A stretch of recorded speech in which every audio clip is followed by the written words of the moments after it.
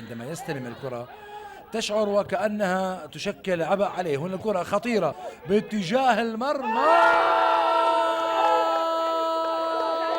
والكرة بالمرمى، والكرة بالمرمى وبتوقيع البازنكو.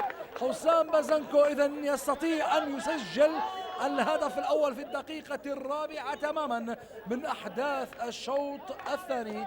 البازنكو حسام إذا يستطيع أن يسجل الهدف الأول، وفرحة كبيرة للمدرب.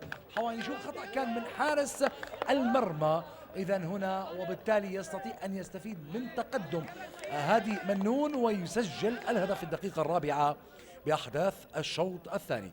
فريق النواعير نشاهد هنا بالعرض البطيء، وكرة كانت جميلة بالفعل ويسجل الهدف. تحدثت منذ البداية على أن الأهداف إذا ما أتت في المباراة ستكون عن طريق الأخطاء.